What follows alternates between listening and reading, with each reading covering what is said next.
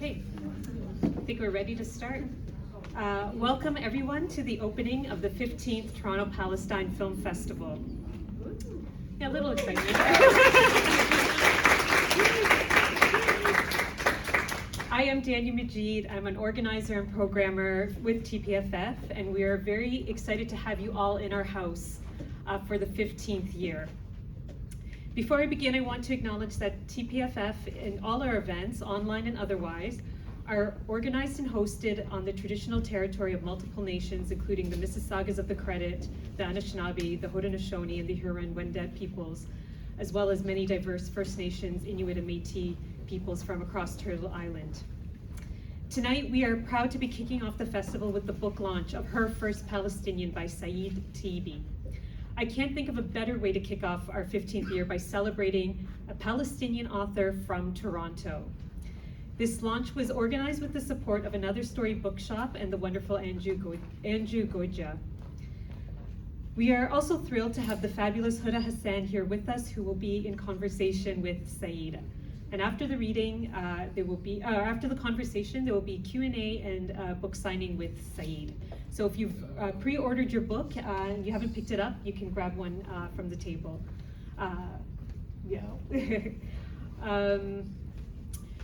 Some housekeeping items. Be sure to check out the merchandise that we have on sale this year, with designed by the wonderful Sama Al-Zanoun. It's on our website at shoptpff.ca and at the TIFF shop downstairs. There you can find t-shirts, crew necks, hats, and tote bags. And we also have a lot of exciting programming coming up, including our Weaving in Light art exhibition, which officially opens tomorrow. But if you go downstairs and go behind the TIFF wall, you can get a sneak peek of what we have planned for this art exhibition. It's really beautiful. You can also check out the amazing reggae disco synth band from the Golan Heights, Toot Art, and that's happening on Saturday. We also have amazing workshops planned and a panel on anti-Palestinian racism in the arts, and many incredible film screenings, including tomorrow night's opening film, Beirut, Eye of the Storm by May Masri. We also have our brunch celebration back in a new location, a bigger location, Petra Restaurant in Mississauga. And if you think Mississauga is too far, we got you covered. We have the TPFF brunch bus that will take you from the TIFF Bell Lightbox to the restaurant and back for only $5. So I can't think of a better way to start a Sunday. So be sure to get all your tickets while they're still available. Many of these events are filling up pretty quickly, as you can tell tonight. And please definitely let us know what you think about the festival. Share your experiences with us, take pictures, tag us on social media, and let us know how you've enjoyed being with us in our 15th year. TPFF is a volunteer-run nonprofit organization, so I'd like to take a moment to thank everyone who makes the festival happen. We'd like to thank all our wonderful, planning committee people who worked so incredibly hard to make this festival look this good, program so well. A lot of blood, sweat, and tears that have gone into this festival. We'd also like to thank the volunteers who are helping us run the festival, make sure everything runs smoothly. We'd also like to take a special opportunity to thank our government supporters, the Ontario Arts Council and the Toronto Arts Council, and our gold sponsors, Petra Restaurant and Medical Aid for Palestine. Without them and our other donors, this festival wouldn't be possible. As we've hit our 15th year, we have to think ahead and make TPFF bigger and better in order to achieve our vision. So we'd love to hear from new sponsors, and if you'd like to make a donation, you can do so on our website or ask about a sponsorship package. And finally, I want to thank you all for your unwavering support over our 15 years and for being with us tonight. It is my pleasure to introduce Saaed Teebi and our discussant Huda Hassan. So I invite you to the front, or actually you want to stay there and we'll invite, where's Saeed? Oh, there he is. I'll do the bios and then I'll turn over the mic. So Saeed Teebi is a writer and a lawyer. So yes, lawyers can do cool things. The two of us are proof, although I'm not so cool. He is a Palestinian born in Kuwait and raised there as a child. And after spending time in the United States, he has lived in Canada since 1993. Good move. His story for Her First Palestinian was shortlisted for the 2021 CBC Short Story Prize. And as anyone has dealt with the CBC, you know that's no small feat. He published his debut collection of stories, also titled Her First Palestinian, in August 2022.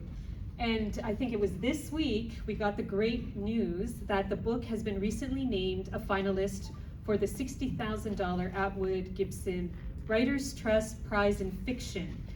So that is huge. So thank you very much for being with us. I'm going to also introduce our discussant for today, and thrilled to have her with us to lead the conversation with Saeed. Huda Hassan is a writer and cultural critic from Scarborough. Also was from Scarborough, so props to Scarborough. Her writing explores cultural identity, art, power, diaspora, and countercultures. Her essays and cultural reporting appear in many publications, including Pitchfork, Fader, BuzzFeed, Quill, and Quire, Toronto Life, and Hazlitt. Huda is currently a columnist for CBC Arts and teaches media studies and Black feminist thought at the University of Toronto and RTA School of Media at Toronto Metropolitan University. So please help me give them both a very warm TPFF welcome, and I will turn it over to you, Saeed. Thank you.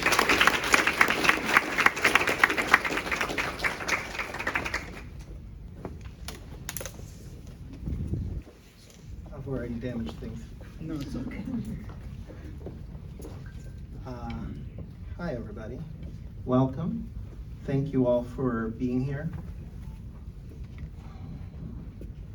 I don't know a lot of you. There's a lot of unfamiliar faces, and I'm all the more grateful for you for being here. It's amazing. It's a testament to the community and to the sympathizers and supporters of the community that this relatively recent book has garnered this much interest, and I'm just full of gratitude. So thank you. That's the first thing. Secondly, I thought we would start off with a reading from the book. I won't take too much of your time. Some of you have probably heard the story, read the story. I'm going to read from the title story, which is called Her First Palestinian. If you've got the book, it's the first one.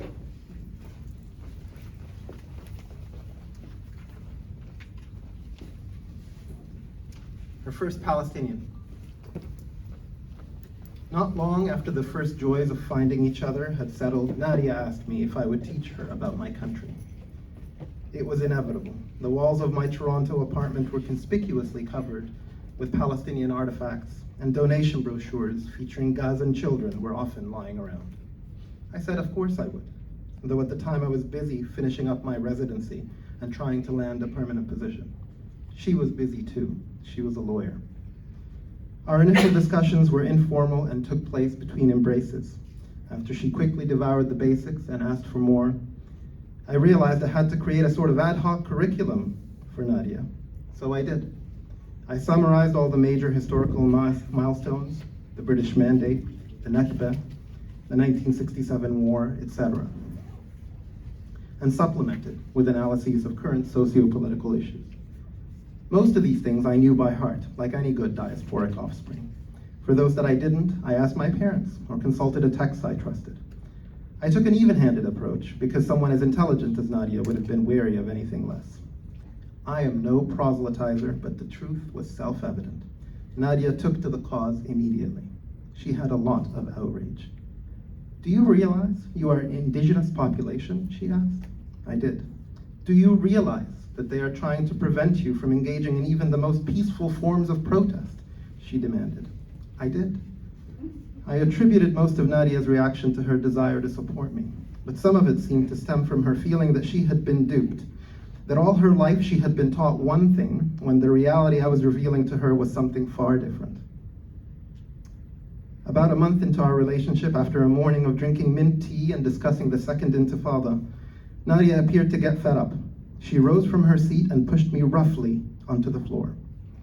Before I could stagger back up, she pushed me again. Not knowing what to do, I laughed, but she wanted to fight. I was uncomfortable with wrestling a woman, but Nadia's jabs were persuasive. I began to wrestle back, only defensively, making sure not to exert too much pressure. Nadia did her best to pummel me. She pressed herself into my flesh and tried to immobilize me under her grip. The floors of my studio apartment were bare, my skin smoldered in pain as she jerked my body back and forth against the parquet. Later, she apologized for her outburst. "I'm sorry. I just find that these days I am filled with a fighting energy that I need to release," she said. "But I shouldn't have acted that way." "Forget it," I said. "It's okay." Over the next few weeks, I sent Nadia articles that I thought would interest her. A news story about another incident at a checkpoint or a breakdown of the peace plan of the day. She sent back massive polemics, decrying the actions of the occupying military, wondering how a child so young could end up eyeless or armless from the volleys of grown soldiers. My inbox filled with Nadia's responses. Whenever I saw her, she would expand on her points and add more that she thought of in the intervening time. I could not have been prouder. I felt like someone, unexpectedly, had understood a hidden part of me. One time I showed Nadia a passport that belonged to my grandfather, which I had long treasured and kept out of sight. It was leather brown, torn, and dated 1945. Nadia held it with care and protection. The covers said Palestine in 3 languages, including Hebrew. "That's important," Nadia pointed out. She posted a picture of it online, captioned, "Evidence." "Thank you for doing that," I said. "Every little bit helps." Nadia did not reply. Instead, she tensed her body into a ready position. She whistled, then lunged at me. My chest crumpled where she struck me with the top of her head. As I lay on my back, she ground her knee into my stomach and asked if I wanted to give up. "Get off," I said. She stood up, leaving me in a heap on the floor. "I thought you would struggle harder than you did," she said. More and more, it was Nadia who sent me the articles. She uncovered new independent media outlets that I did not know, more honest reporters, less fearful opinion writers. I responded to her forwards at first, but eventually gave up and left them mostly unread. My inbox had simply grown too full. In spring, I was granted an interview for a radiology position at Sunnybrook Hospital, my first choice. Nadia had just been promoted to partner, the youngest in her firm, but she hardly had time to celebrate, as she was in the midst of litigating a major investment fraud case. We were a team, supporting one another in our battles. Nadia peppering me with interview questions and helping me refine my answers, and me listening to her rehearse her oral argument and trying to find holes in it. At bedtime, when we were both usually exhausted, she made a habit of asking me to read her some Mahmoud Darwish in the original Arabic, even though she could not understand it. She wanted to drift away to his words as I spoke them. Once, she woke up feverish, in a sweat. "Abed," she cried, still in the delirium of sleep, "I had a horrible dream that we were running out of time, and Palestine was almost gone. We need more help. Should we be starting to have children?" As a policy, I did not introduce any women to my family. There was no need to trouble them with anyone until I was ready to marry. So it was no small matter when I asked my parents if I could bring someone called Nadia, not an Arab, I clarified, to meet them. My father was dismayed because, as a soon-to-be doctor, my stock was quite high in the community and there were choices. My mother was too sad to say anything. When Nadia and I were on a midsummer hike near some waterfalls, I got an email on my phone from Sunnybrook offering me the position. Nadia jumped and clapped at the news. Later, as we navigated a tricky hill, she asked if I knew any Palestinian lawyers. She wanted to use her expertise to get involved in the cause in a more serious way. I referred her to my friend Selwa, who ran an activist legal group in the city. When we got home, Nadia called Selwa, introduced herself, and they talked for over an hour. They ended up by setting a coffee date.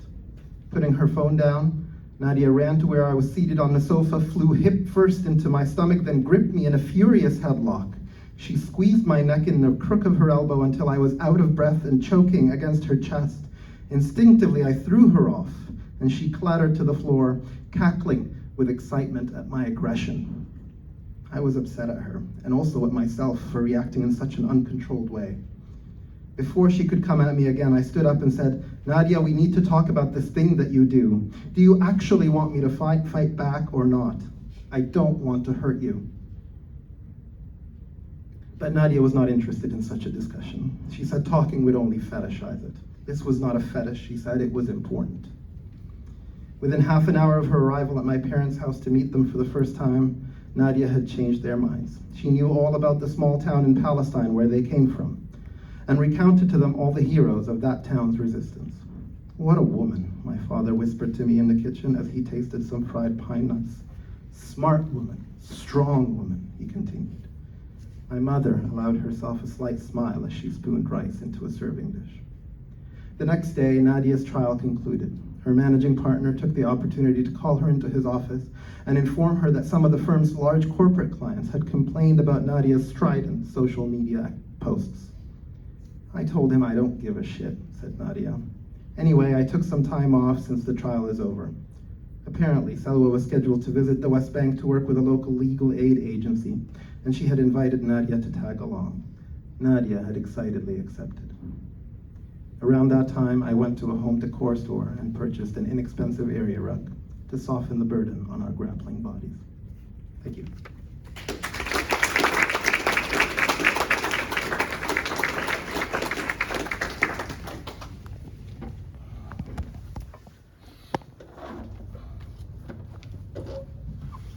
Assalamu alaikum. Can you guys hear me?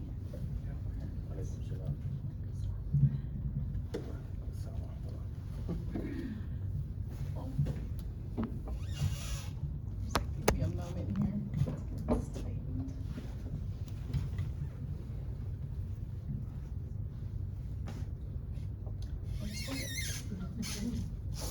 Quick problem solving. How are you today? I'm good, thank you. How are you? I'm good, thank you. We're exchanging pleasantries, by the way. So I'm going to read a couple of blurbs and reviews of Her First Palestinian and other stories. So Sahar Mustafa, the author of The Beauty of Your Face, wrote, Saeed Teebi's Her First Palestinian is an exciting contribution to contemporary Palestinian diaspora literature. His characters grapple with overzealous allies, privilege, and polite discrimination, as well as forging new identities without quite managing to shed inherited ones. With sharp wit and humor, Teebi delivers a range of stories that are pleasingly new as they reverberate familiar themes of loss and triumph. Booklist described this piece as perfect. It perfectly captures intergenerational and intercultural tension in stories as brilliant and cutting as finely hewn diamonds. And then I don't know if I'm saying her name correctly, but Ayelet Tasbari? Ayelet Tasbari. In Her First Palestinian, Saaed Teebi brilliantly and skillfully evokes a Palestinian diaspora experience, weaving stories of displacement, longing, and loss. His characters, drawn with great empathy and insight, are immigrants and refugees, misfits and outsiders, striving to fit in a complex modern world while carrying the burden of history. Intelligent, original, and bursting with vitality, Her First Palestinian is an assured and highly accomplished debut that will stay with you long after you finish reading it. Thank you. I didn't ask Huda to say yet, so it's a complete surprise to me, and I'm squirming in my seat, but I appreciate it. I did tell him this earlier, but I genuinely couldn't put this book down. It's been some time since I picked up a piece that's been produced by CanLit that was this captivating, and I really do recommend and urge you to buy a copy today, or borrow the book, read it, just engage with it if you can. When did you first begin to dream up Her First Palestinian and other stories, and what is the thread or thesis that webs the 9 stories together? So there's 2 answers to this. I didn't start to dream up any of the stories until summer of 2022. That's when I started, summer of 2020. That's when I started writing them. In the sense that I didn't have anything before then, and then at the end of, like a year later, I had a bunch of stories. But realistically, the answer is all my life I've been wanting and plotting to write at some point. I just didn't have the specific stories in mind, but I was gathering experiences that no doubt eventually were going to go into a book like this. I will say that there were some parts of the journey where I didn't think I would ever have the time to sit down and actually do it. But I was lucky that I finally got my act together in 2020 and actually did. As for the second part of your question, what sort of themes go through them? You know, I don't really think of themes so much as I'm writing. The themes kind of arise from the characters and the stories and the things that the characters are going through. But because all my characters are, or most of my characters are intentionally Palestinian, there's undoubtedly going to be commonalities to their experiences. So for example, the concept of dispossession, the concept of, despite having a home in the world wherever you are, because that's generally your home, you feel homeless, you feel unrooted in places. There's a constant feeling of loneliness. I feel that probably most of my characters experience. Either they're experiencing and suffering from it, or they're trying to run away from it somehow. So I would say those are the main things. Each particular character has their own journey and probably brings out different themes. But those are, I would say, the common ones. Of the many recurring themes, one that I definitely noticed was distance and exile. And I'm thinking specifically about the characters Saeed Abu Ibrahim, yeah. Ibrahim, and Dasha. In the story, Ushanka, I think I'm still pronouncing that wrong. That's correct. No, that's correct. Okay, cool. I mean, my Russian is rusty, but that's how you say it. I'm also thinking about the words of the character Jane in The Reflected Sky. Specifically on pages 172 and 174.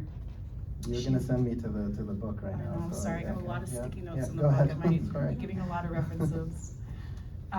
This character in The Reflected Sky specifically writes, "For the life of her, Beatrix cannot understand why a tourist would want to stay in the apartment as much as I do." And then later she writes, "How sweet to feel so near to someone and to also actually be near them."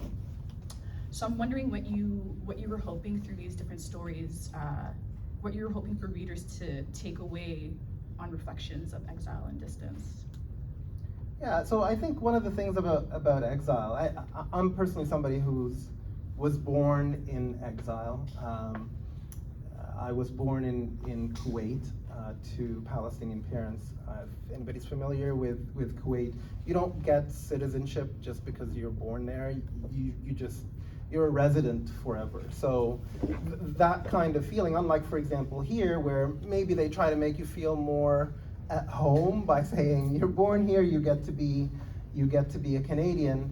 There, it's reinforced to you that you're a foreigner. So even if you're in home, I always felt that I didn't really have a home. And so I think a lot of my characters evince that.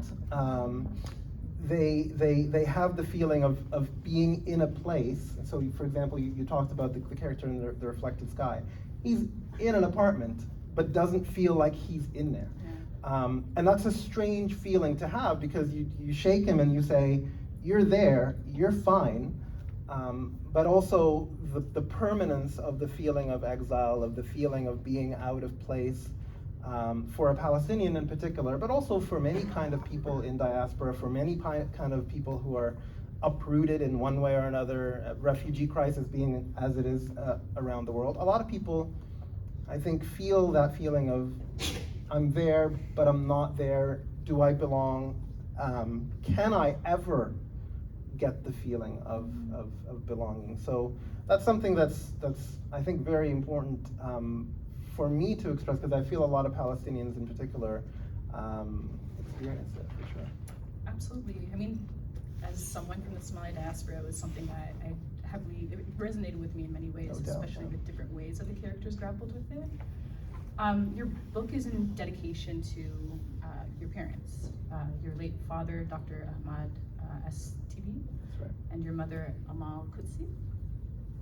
So you begin the book with an epigraph from a 1971 poem by your late father that reads, "We scattered quickly like sheep, we gathered weak, we became morsels in the stomach of a whale." I have two questions again. Okay. Can you tell us a bit more about this poem and its meaning? And can you also let us know, what's the relationship between literature and expression in your family? Ooh, that's a big one. You might have to return to that. My brain is not that big. But as far as the poem is concerned, you know, I have a set of my father's writings from when he was in his 20s. So my father passed away in 2010. So it's been a while. But I've had occasion to go back to his writing frequently, and every time I go back to it, there's a very strong sense. He was 20 years old. He was also he was born in Beirut, but then, like my mother, eventually moved to Kuwait. But he was writing a lot of his poems from Cairo, where he was studying to be a medical student, and there was a very strong sense of, like I was talking about before, how did we even get here? How did I get to the point that I feel lost? I'm on my way to a good career. I have essentially permanent residency in Kuwait, and yet somehow I feel rootless. Somehow I feel drawn to a land, being Palestine, that I've really never been. And he was in his 20s thinking of that in 1971, and I was struck because as I was writing the book, I was experiencing many of the same emotions. And it struck me as both poignant and also tragic that my father, writing 50 years ago, was experiencing things that I was experiencing much later, which just goes to show the sort of generational trauma that is dispossession, that is that kind of exile. And partly it's sort of something that Palestinians carry proudly, and I want to be careful about what I'm saying here, because Palestinians are always very proud of where they come from. They make sure to tell their children, to tell their people around them, I'm Palestinian, and so they carry their trauma with them. It's possible to say, you know what, no, I'm Canadian, and some people do have that reaction. I would say probably most don't. Most are on the whole, yeah, I'm Palestinian, yeah, that means I don't have a permanent home, or I wish I had a home, but it's okay, I'll deal with it. And so that kind of theme is something that I felt appropriate to put at the beginning of the book, because he encapsulated in those lines what happened to him, to his family, in being displaced and sort of feeling lost, as he says, as if they were morsels in the belly of a whale. So now to your more deep questions, I'm not sure I'm 100% equipped to tackle. Yeah. No, please, Right. if you could repeat it, because I Yes, forgot what it yes. was. I warned you this would happen. What is your relationship, or what is the relationship with literature and expression in your family? Or are you Yeah, so, divorced over? okay, so, yeah, I totally understood. Literature is actually, and particularly poetry, I would say, is a very salient and important art form for Arabs generally. They memorize poems and recite them to each other at social gathering quite often. So that's something that I always grew up with. My father in particular was somebody who was publishing little poems in daily newspapers all the time. So I grew up valuing that. I grew up recognizing that it's an important way of actualizing your existence, of relating to the world around you, of understanding what you're about. And so for me, it was always something that I wanted, initially out of a sense of imitation. I want to be like my father, I want to write like him. But later on, I understood the intrinsic value of it. Because I will say that there were tons of things that I recognized about myself only while I was writing, which I didn't expect to recognize. And so I think particularly for people in diaspora, and again for Palestinians in particular, it's important to have that expression, because if you don't have that expression, you end up being forgotten. And that was always something that my father thought about. Half his poems are about Palestine, the other half is about, being lonely and wishing he had a wife. You just read from the first story in this collection, which the book is named after, Her First Palestinian, which won the 2021 CBC Short Story Prize. Just shortlisted. Sorry, but thank you for the promotion. It should have won. Appreciate it. It grapples with many themes that appear throughout the book, intimacy, fetishization, interracial relationships, and the ongoing occupation of Palestine. What motivated this piece, and why is it central to the collection? I want to think about my answer carefully, because I'm not sure that I had a motivation, other than it struck me as hilarious often, and it doesn't necessarily read as a hilarious piece except in points, but it struck me as interesting how people in the general sort of Canadian and American society are so uninformed about the Palestinian conflict and the facts of the Palestinian issue, that when it's explained to them and when they read about it in depth, they inevitably sort of, or many of them, who, like the ones who are okay with peeling back the layers of sort of brainwashing that they've experienced through the media and through everything else, a lot of them understand the very clear iniquity of it, the very clear and repeatedly exhibited injustice, the continuing injustice, the non-stop injustice. And it's almost like a discovery to them. And it's reflected a little bit in the reading that I did, where the character of Nadia, it's almost like she just discovered North America, right? She was like, oh man, like I voyaged through the sea and I found this new continent. The new continent being that Palestinians are oppressed people. So that's the concept that I started off with. But also as I was writing it, it became, and I don't think I'm spoiling anything for anybody. I assume most have read that story because it's available online. It became also about the narrator of the story, who feels increasingly like they're objectified as Palestinians, and they're thought of as sort of an object of suffering and people who have to be helped.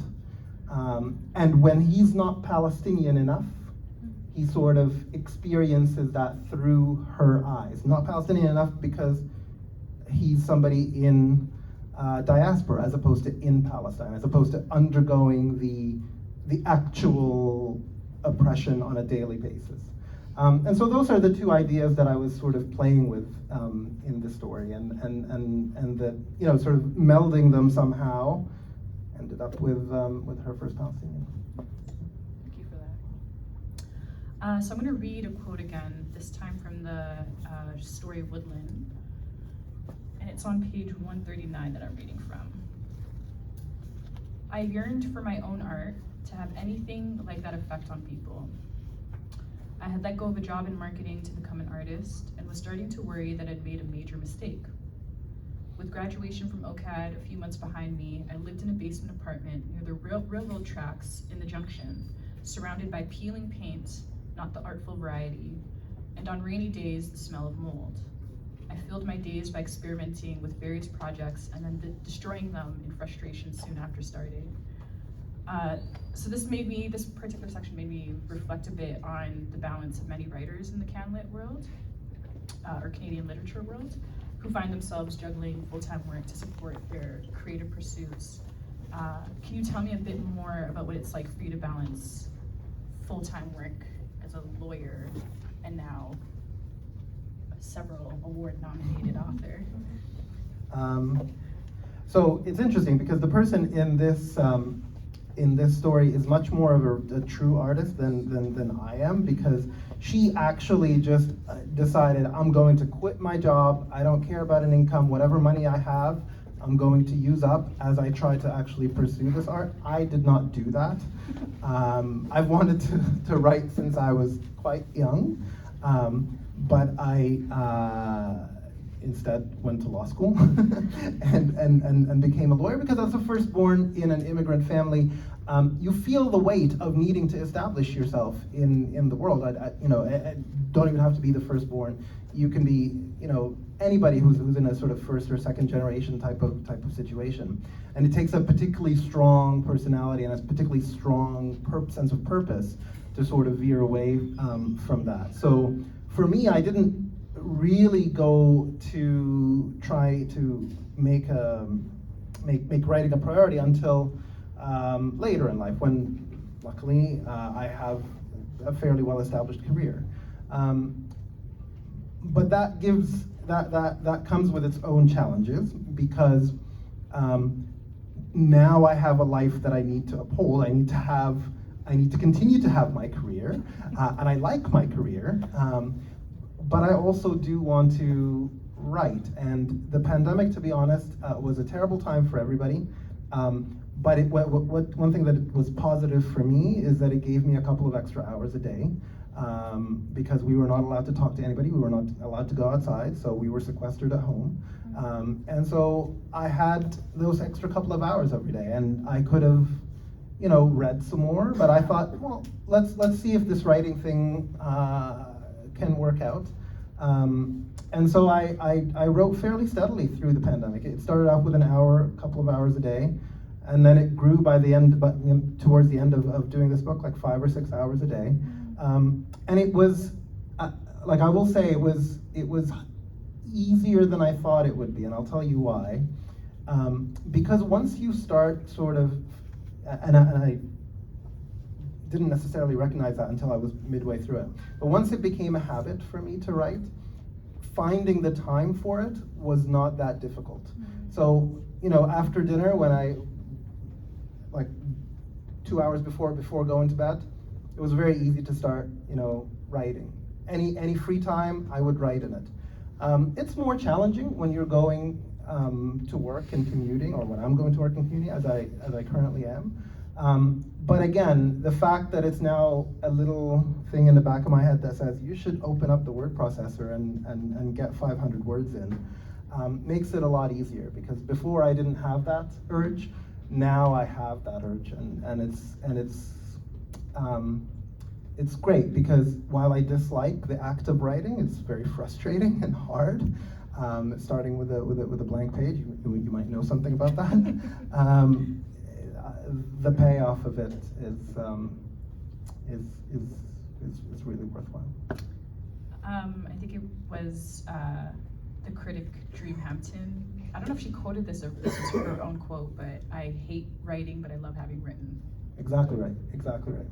Couldn't agree more. Right? Which writers are you in conversation with? And this might be a bit weird, but bear with me. I'm wondering who you're in conversation with, even though this is a work of fiction. More specifically, I'm wondering, are there other writers who focus on Palestine and its diaspora, or its diasporas, that have inspired you and your stylistic approach or your will to write? It's a very interesting question because most of my heroes among Palestinian writers are dead. But I always think of them as I'm writing. So Ghassan Kanafani is a particular inspiration for me. I read him often in both Arabic and English, and I think of him often. I don't think stylistically we're all that similar, but thematically very similar, and in the sense, particularly in the sense of the quietness of the protest in the stories. It's something that I try to get at somehow. Mahmoud Darwish, his lyricism is brilliant. I mentioned him in the story. Most of the Arab writers that I like are poets. So I'm not a poet. I think English, to be honest, is a language that's ill-suited for poetry. I mean, it has produced some great poets, but it pales in comparison to Arabic, for example, as a poetic language. Whereas Arabic, I think, is less well-suited for prose. So I picked prose for my English work. Although my mom has asked me to write a book of poetry in Arabic, so if I have another lifetime, then maybe. Not in this one, though. So those are the Palestinian ones, but I'm also always drawing inspiration from other writers. It doesn't have to be Palestinian. What I really think of myself as doing is working in the Western tradition, particularly the sort of tradition that's, when it comes to short stories, popularized by Russian writers like Chekhov, like Nikolai Gogol, like Vladimir Nabokov, and then adding a Palestinian element, because all my characters are Palestinian, so I can't help but add that Palestinian dimension to it. So yeah, it's a wide variety of writers, most of whom are dead, unfortunately. Considering the weight of some of the themes explored through these essays, I'm so used to saying essays, through these stories, which of these stories was particularly difficult to write, if there were any? Yeah, I mean, most of them were, I don't want to say easy to write, but once I had a good idea of them, it was straightforward. The act of writing, it was just a matter of time, except for the last story, Enjoy Your Life, Capo.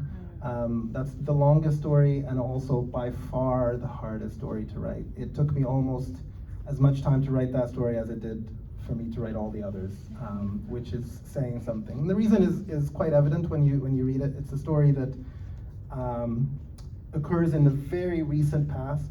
I started writing it right after the events in Sheikh Jarrah of May 2021, and it deals with that. It also deals with the events that followed the murder of George Floyd, and it deals with the pandemic, and it also thematically deals with the guilt that Palestinians in diaspora have about being in diaspora as opposed to being in Palestine, about being able to thrive in diaspora versus not having that opportunity in Palestine. So for all these reasons, it was extremely emotional. I was still processing everything that was happening at the time, those traumatic events, and so it was very difficult to actually write that story.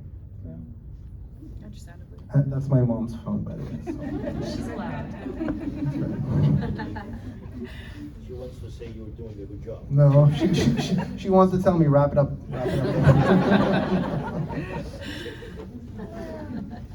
So love and intimacy are integral themes that appear throughout each story, whether romantic, communal, familial, between lands, identities, and histories. What do you hope readers learn from some of the many relationships that appear throughout Her First Palestinian and other stories? Well, I think on a sort of first level, I'm not trying to teach anybody anything when I write. Unlike an essayist, I'm a fiction writer, and if I tried to teach somebody something, I would do a poor job of both teaching them and also of writing a story. So I am very careful to always not be didactic. What I do is I try to tell the truth, and the truth as it exists for those characters. And if you tell the truth, the people who don't know will have been told. And that's what I make sure I'm doing. I make sure that people are told. And what people are told is that the situation that you are trying to ignore exists. The people that you try to hide, they persist. The situations that you think you can run away from will come back and will show themselves to you over and over, because it's not like Palestinians are going away. It's not like the issue is going away. They've been resisting for 70 years. They've only gotten, alhamdulillah, stronger. So that's something that I think will show up in the writing. I hope it does. But again, I'm not trying to teach anybody anything. If anything, what I've told people is that they should read, before they read me, they should read the nonfiction writers. They should read the historians. They should read, the people like Edward Saeed, the people like Rashid Khalidi, right? All those, Palestinians who are telling you what's happening, who have told you what's happening. Those are more important than me. But if you like a narrative, read me. So of all the stories, I did tell you this earlier, Ushanka did stay with me the most. It's a story about a lonely widower who travels to Russia in search of a movie starlet that he met in his youth in historical Jaffa. Jaffa. What also stuck with me with this story was how impossible it was for me to not visualize it. I do think many of these stories should become adapted into some sort of, an anthology series, a film. I would personally watch it. Appreciate it. I wouldn't walk, I would run. What I did love about the story, though, was the intergenerational exchange that was expressed between the grandfather and the granddaughter through email, and all the conversations. Well, Sedo and I'm forgetting her name. Dasha, yes, Dasha, who's named after the starlight, yes. That interaction was particularly special for me, and how the story was shaped around that. I'm wondering what inspired the story. So I write stories around scenes. That story is an exception. The story is named Ushanka, which, for those who haven't read the story and again don't know Russian, is a type of Russian hat, and it's like made of fur, and it has ear flaps and a neck flap. And my grandfather had an Ushanka, and it was so prized by him. He loved it so much. He thought it was the most perfect thing for Canada. He didn't live in Canada. He lived elsewhere. He only came here, got an Ushanka somehow. I actually don't remember how. And he just walked around with that thing everywhere. And he would even go to like the Middle East and have it with him sometimes, wear it there. So it was just like a symbolically poignant thing for me personally. And so I tried to figure out a way I could put it into a story. And my grandfather was also, he worked in orange farming in Jaffa. He was from Jaffa. So once upon a time, a long time ago, before the Nakba, he worked in that. And so I tried to thread those together, how somebody from that era could have possibly obtained an Ushanka, and it ended up being that story. That story was the easiest to write in the entire collection, just because I have an abiding love of sort of pre-Nakba history of Palestine. So the visuals of it came easily to me just from all the books that I've read and all the pictures that I've seen. And it's written in, as you mentioned, emails, so it was a very conversational style of story. So that's how that happened. And another dimension of it that is inspired by my grandfather, you mentioned that it's an interaction between this grandfather figure and his youngest granddaughter, who he just loves so much. My grandfather, he had many grandchildren, but his favorite was always the youngest one.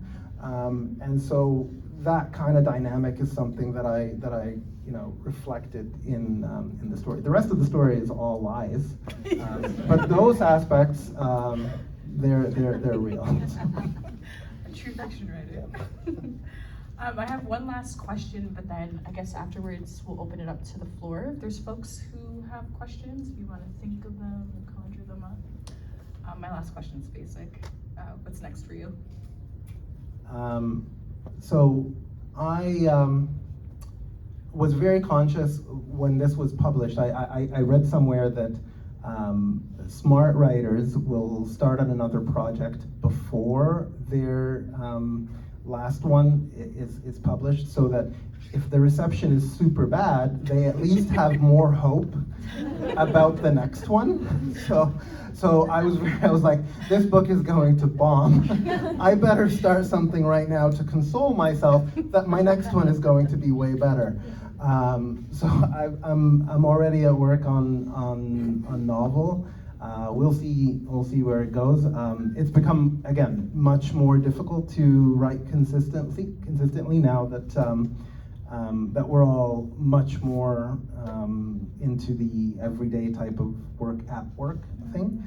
But that's where I am, and hopefully sometime soon we'll see if anybody's willing to publish it.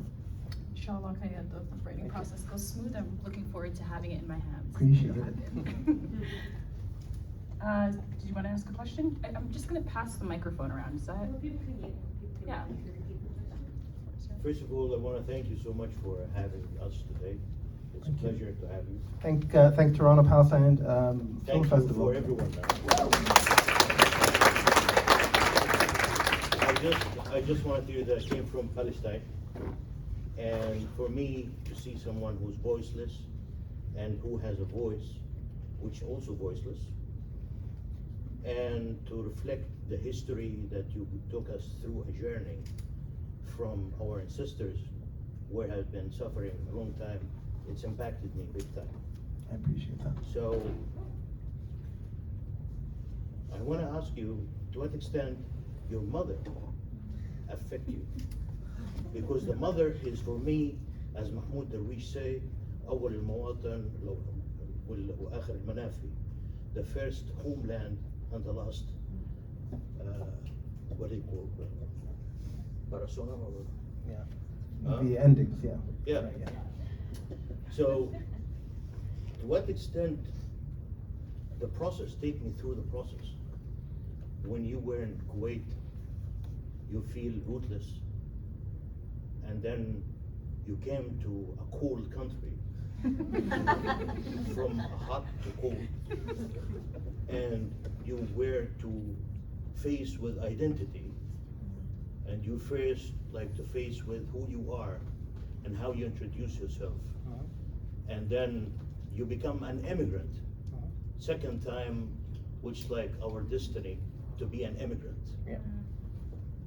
No, So- I think So that's. to what extent that is impacted you in terms of that, and to what extent your pictures is not a novel, and that's very important to everyone to know that this is not a novel. This is our life. It's an artistic features where I'm very thankful. I want to shake your hands and say thank you very much. I appreciate that very much. Thank you. So I think a lot of what you said really resonates with me, because like people laughed, and it's understandable why you might laugh about the concept of coming from Kuwait to a cool country, because to be honest, that's exactly what I thought of it. I thought, oh man, we're going to go to a cool place. We're going to a place where we can be we can be part of it, as opposed to the place that specifically designates you as a foreigner and says you have to be a foreigner forever. We were going to a place that isn't like that, or so the myth-making went, right? The myth-making by this society that's open to everybody, allegedly open to everybody, and also the myth-making by us, by us as immigrants, where we're going to go to a better place. And in some ways, there's no doubt that it's better.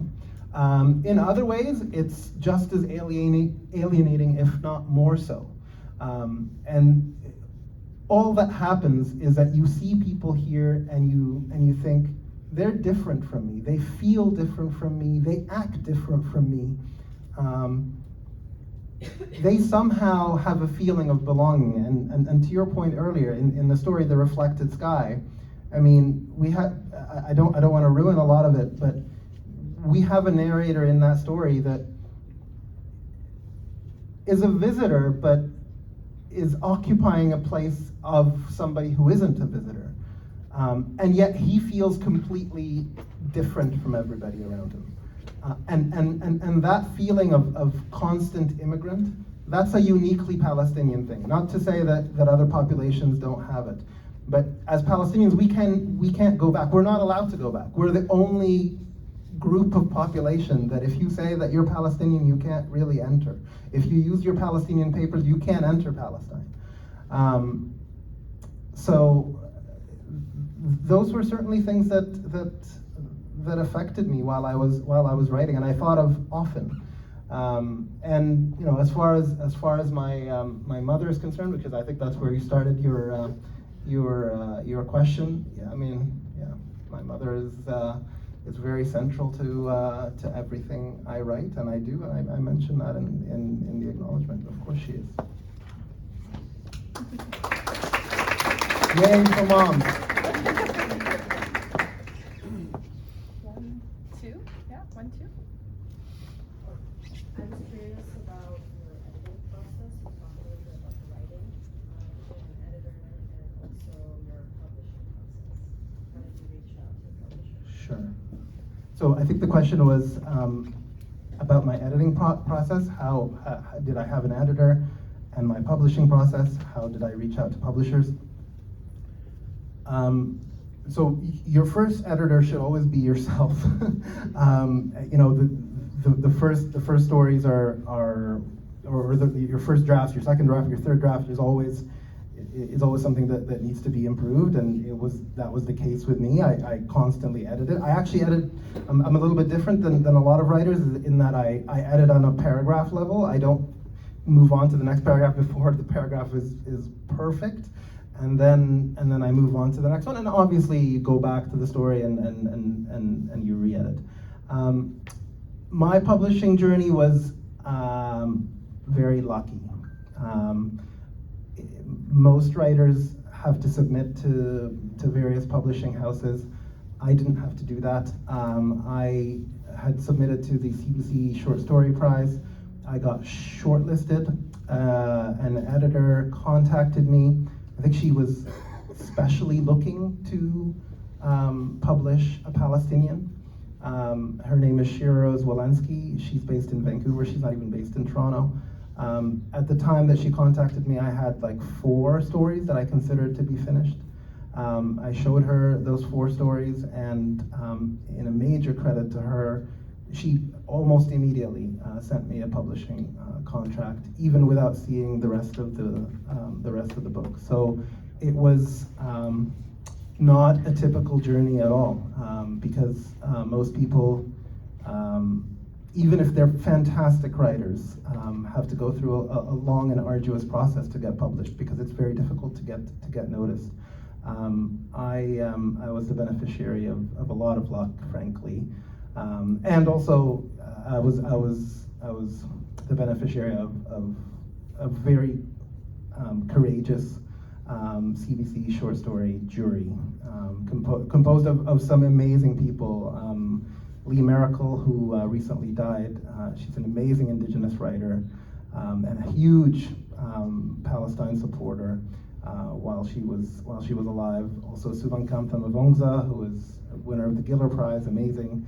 And they had the courage to say, no, this story that doesn't show up on the CBC, that isn't at all in the mainstream, we're going with it. So I was very lucky that way, for sure. Thank you so much for this book. I'm so excited to read these stories. So I have two questions. One is, what was the most rewarding part of doing this, and what is the most challenging part? And I'm a lawyer too, which is why I was late. I was talking to finance, trying to negotiate a settlement. And how do you do this while you're a lawyer? Please tell me, because I am just drowning at work. So.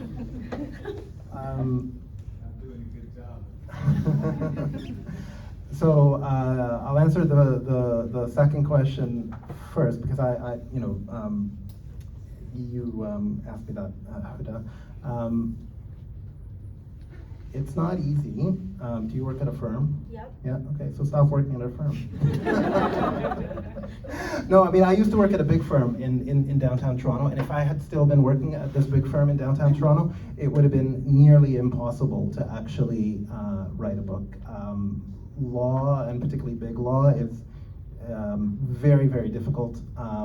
It's not that you don't have time to yourself, it's that you're always at risk of losing that time, right? So it could be Saturday morning, you're like, I've set the stage for me to do this, I'm about to write, and you could get like an email that just needs to be attended to right now, and this is the day that they picked. So that makes it very difficult. I would say the one piece of advice that I have is make it a habit. Once you make something a habit, once it's part of your day, then it's just an immovable thing, right? Like, and you do it without really thinking. So for me, that I had some difficult days while I was writing this book, even as an in-house lawyer, where I just didn't have time, but I still had 200 words, 300 words. So that's what I would say.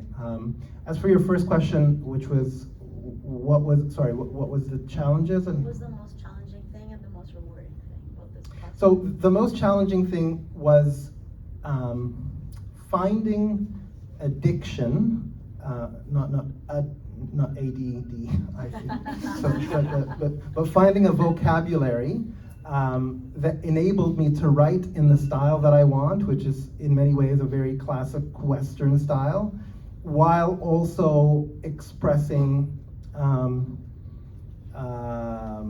Palestinian or Arab characters. That was a difficult balance for me, because there's not a ton of models in the style that I wanted to write. So I ended up looking at a lot of Indian writers, a lot of sort of whoever Arab writer that was writing in the style that I wanted, and honestly, a lot of it was stuff that I had to solve for myself. So that was very challenging for me.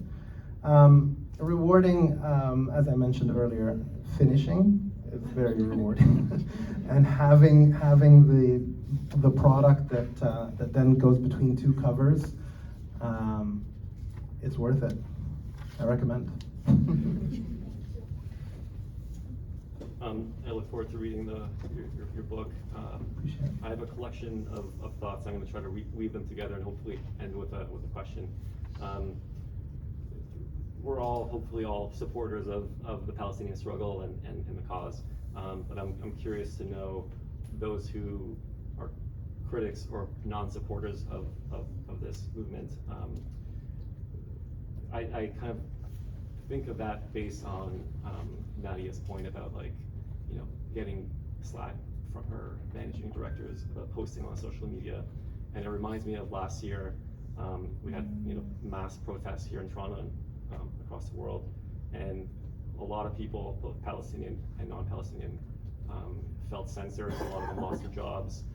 A lot of negative implications and sort of fetishization and vilification of speaking out and supporting something that they believe in. What are your thoughts on those who are trying to navigate through these sort of very sensitive and blurry lines? Thank you. It's difficult. One of the stories in the book, the last story, deals with exactly that. How difficult it is, because there's a lot of opposition to the existence of Palestinians. Not even anything Palestinians do. You don't have to really do anything as a Palestinian to be opposed. I mean, you can feel it just if you talk to somebody and they say, oh, where are you from? You have a different name, and you say, oh, I'm Palestinian. In many cases, that's the end of the conversation. They're like, oh, I better not say anything because this guy, he might have different views or whatever. There's no doubt going to be people who disdain this book just because of the characters that are featured in it. It's a credit to my publisher that, and that's the House of Anansi. Two people from the House of Anansi, Samara and Huda, are here right now. Yeah, two people and Emma Rose.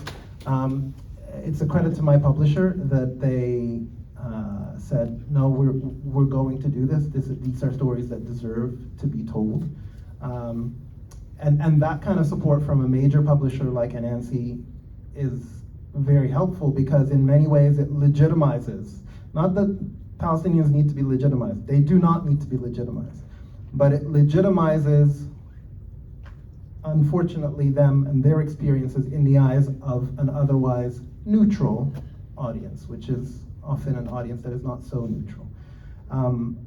So that's very helpful. Having said that, there's plenty of people who will still be opposed to it. One of the reviews I got in a major newspaper, it was an experience to read it, because it was clearly written by somebody who wanted so much to say negative things, but couldn't quite say negative things. And so every sentence was like, it was something like, Saeed is a good writer for somebody new. Saeed writes about Palestinians, but doesn't mention Israel at all.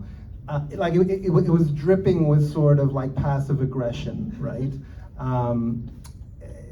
And that's the sort of thing where you're like, okay, sure, whatever you want, that's you.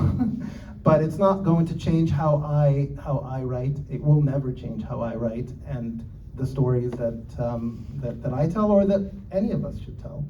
I think we're lucky that we're at a stage, unlike, for example, 15, 20 years ago, where we're in a social media age where a lot of people know about it, or a lot of people have the opportunity to know about the reality on the ground. And so if they can see it, reinforced by somebody like me or other artists, then it makes it easier for them to hopefully change. Follow-up question briefly. If you were at a big law firm, do you think you would have more navigation after or during releasing this book? Maybe, but my law firm is hosting me for an event. So my former law firm is hosting me for an event, so I'm not that concerned.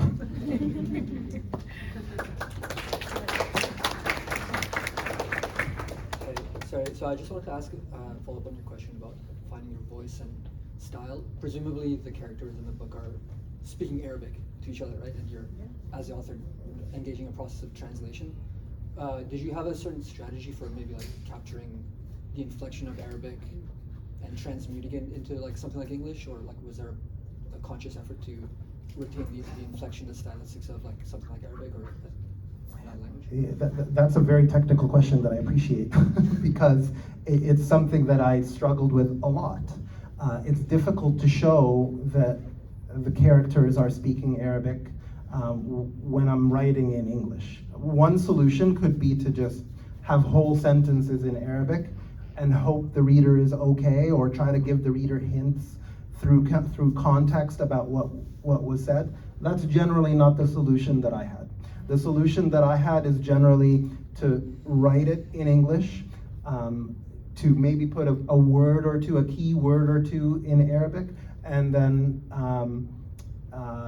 give through contextual clues that that was spoken in Arabic. There's many ways to do it. Some stories do it differently than others, but that was my general approach. You're never going to capture a language as rich as Arabic in English. Not that you shouldn't try, but I leave it to you to judge how successful I was in doing what I wanted to do.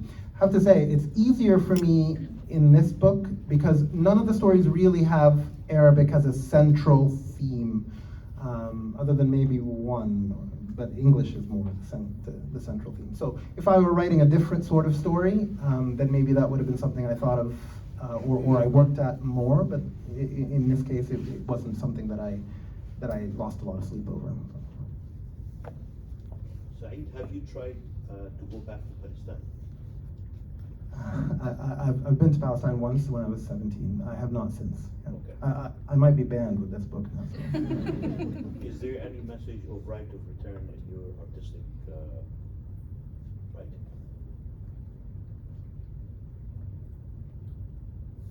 Not in this one, I don't think, but we'll see. Yeah. I can't think of it, but it's probably there somehow. I can't think of it. I think there was a question back there. In the back, or? I don't know. I'll leave it up to you. Sure, thank you so much. Thanks for this. So excited to sink my teeth in it. Very curious about the cover art and the use of the tangerine. Is there any sort of symbolism behind that?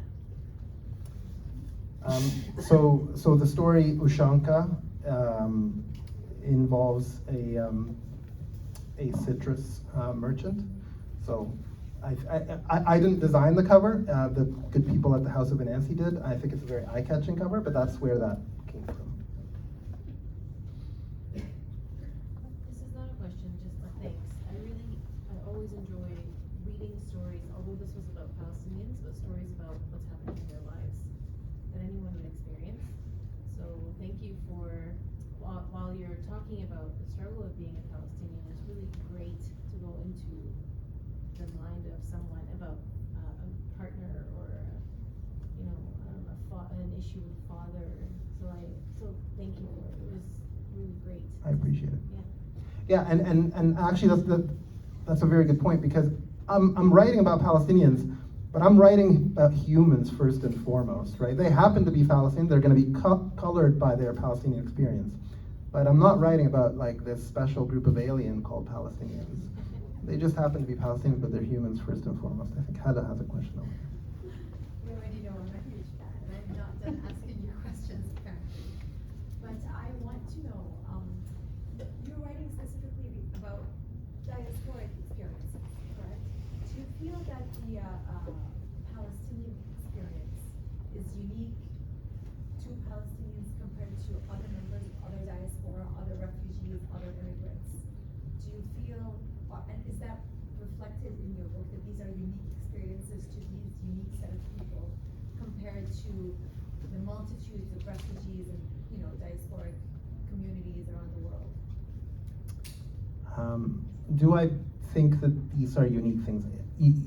I want to be careful here because I don't want to presume to speak for other people What do you feel or is other unique populations. to the Palestinians? So I think I sort of alluded to that earlier. What is unique, there's a couple of things, is that Palestinians are an inconvenience in the West, right? Palestinians are a group of people that we prefer to not think about because in the West, we consider ourselves to be allies with the people who hate them, right? With the country that hates them, right? So for that reason, they're inconvenient and they might be unique that way. But again, I don't presume to speak for other populations' experience, right? There may well be many peoples who feel the same way or have reason to feel that same way. But in addition to it, most Palestinians, as mentioned earlier by several people, can't actually return. So unlike people who, for example, can always go back and visit or can always go back home and live there if they want to. I think in one of my stories, somebody goes back to Eastern Europe, right, to live there. Palestinians, by and large, can't do that. Palestinians in diaspora are not allowed. They will be stopped at the border. Why are you here? You can be here as a visitor at most, but that's it. And so that's again, I don't want to say it's unique, but that's something that Palestinians certainly feel, and it's a feature of our life in a way that for many other diasporas may not be that feature. By the way, Hala was very kind to write a feature article on this book in the national newspaper in the United Arab Emirates. So thank you, Hala. And it came out today. Feel free to check it out.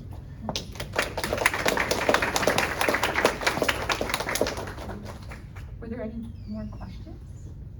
Yeah, I wanted to ask, you mentioned starting in the pandemic, and just from it's a kind of a craft question, but did you feel like your background in law had something to do with the discipline it took? Because I think when you first started, if I understood correctly, like you always wanted to, but you really only started during 2020. Did you feel like the discipline necessary came from your background in law, or where did you get that discipline from? Bang on. In my 20s, I wanted to write, but I didn't take a professional approach to it. I was writing here and there whenever the inspiration struck. The biggest myth about writing or about any kind of artistic practice is the concept of doing it when inspiration strikes. Most of it is a slog. Most of it is just putting yourself in it for a long time. And not just that, I would say my training as a lawyer taught me to be more simple about everything that I write, be more direct, tell the story. Before, I used to be very roundabout in my writing, trying to sort of go around the concept of Palestinianness, try to sort of find ways that people can maybe understand it in a different way.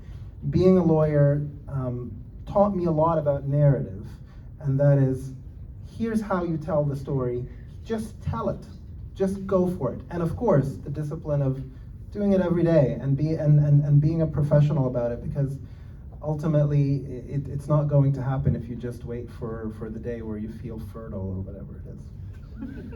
And I have a follow-up question to that.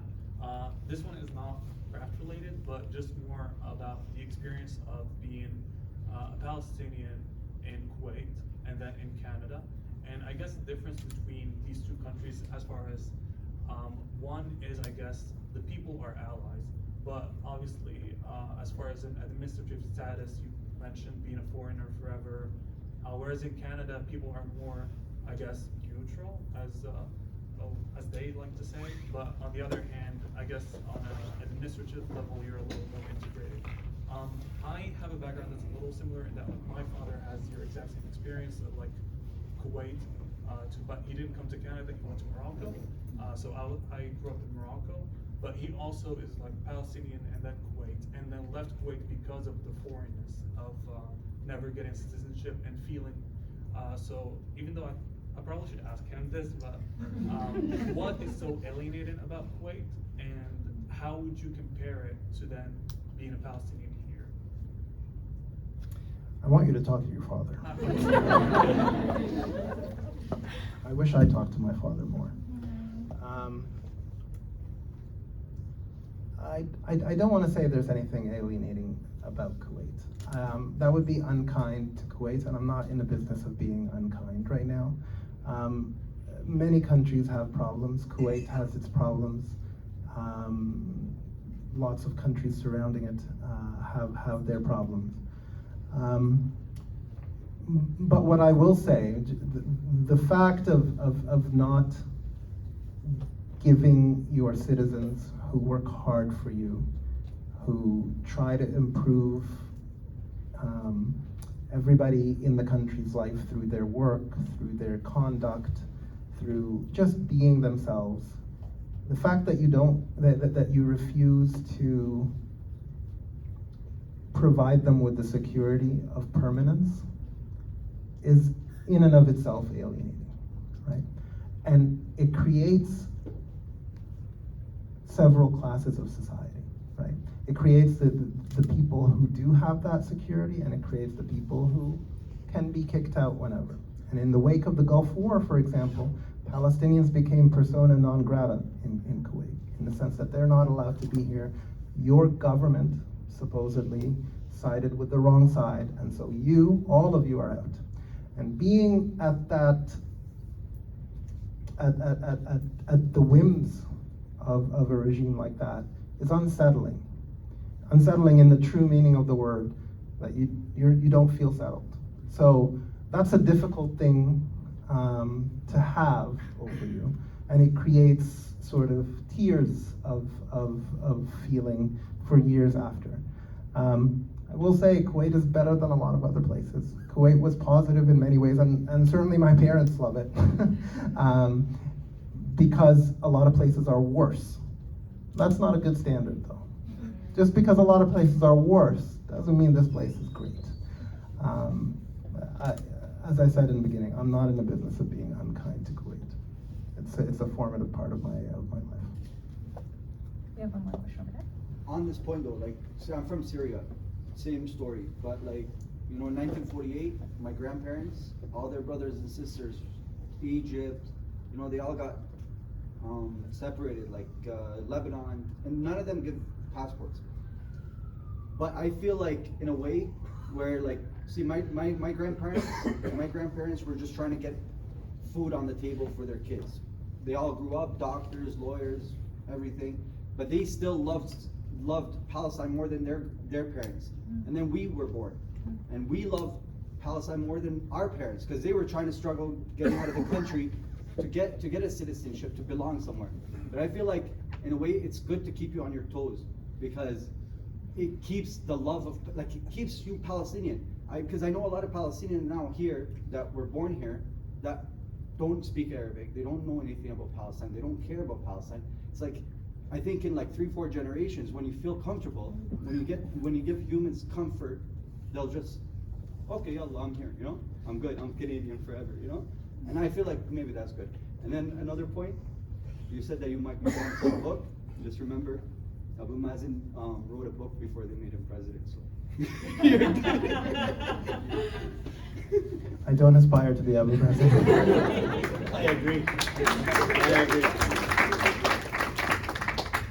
But I want to say something, Palestine is not only a land, it's an idea of freedom. 100%. Yeah, and I think in your process of writing, you illustrate between the exile and between the freedom of the homeland, which is a symbolic way of all the Arab nations, not only to us only, which I think resonate what he's saying. I think that's right. Yeah, but anyway, it's a pleasure. Is there any final questions? I did. Last one. You're a father, and obviously the thematics of feeling displaced, never feeling like, even though you're in this new country, the importance of like, you know, realizing the culture and, you know, how the people feel about being displaced. How important is it to you, and also ensuring your children understand that and that? That's my friend Steph. She's great. It's an interesting question. I have to say, so my son is 16, and I don't remember what age he was when I started telling him about Palestine, but I remember having a pause in my process, thinking, do I want to give him this?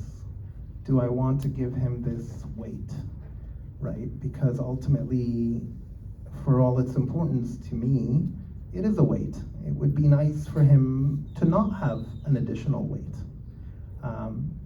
And the weight is that of a cause, the weight is that of an issue, the weight is that of other people othering you, and there's no reason for him to be othered. He was born here, he has a good name, he's got a good family, should he be othered? Why should he be othered? And one of my stories, Ushanka, again, deals with the weight of that kind of inheritance that you give to your children and grandchildren.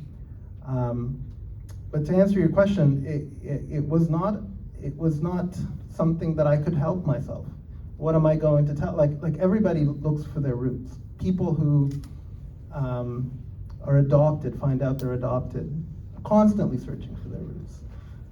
We have this innate desire to find out where we're from and how we came to be. So it was very important for me to let him know. I hope I did a good job with him, although I think I did because he's at home studying right now, so. These are not okay. I don't know if I answered your questions there. We can talk about it later. Thank you so much for a beautiful book and 9 beautiful stories. I really enjoyed hearing your reflections today, and I look forward to us reading more from you. Thank you, Huda. I appreciate it.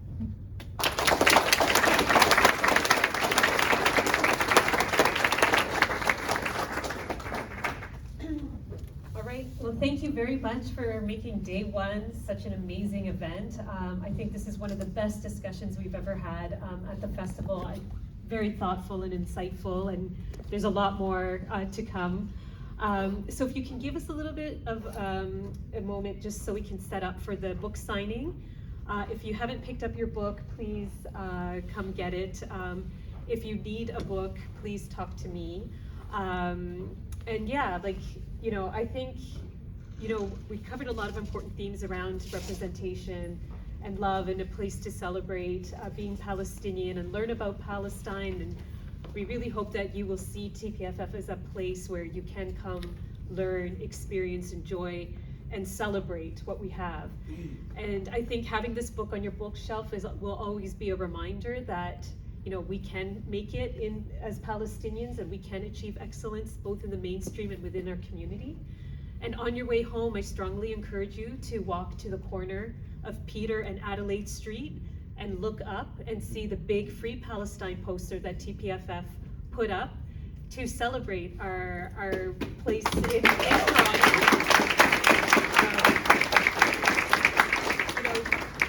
We picked this image by this artist deliberately. We wanted, we talk about how social media has given us that freedom. It does try to silence us, but we are taking that space. We are not waiting for anyone to give us permission.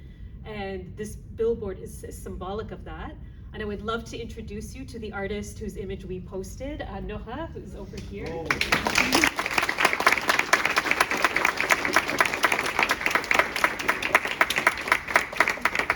So we have a great talent pool in Toronto. That talent pool is growing. A lot of it is in this room. A lot of it is to come. And we look forward to celebrating that at TPFF. So please visit the billboard. It looks amazing at night. Take a picture and have that reminder that we are here, we are not afraid, and we will continue to speak about Palestine. So free Palestine. And thank you, Saeed and Huda, thank you so much for that amazing discussion. We really greatly appreciate it, and it was a beautiful start to our festival. So thank you so much.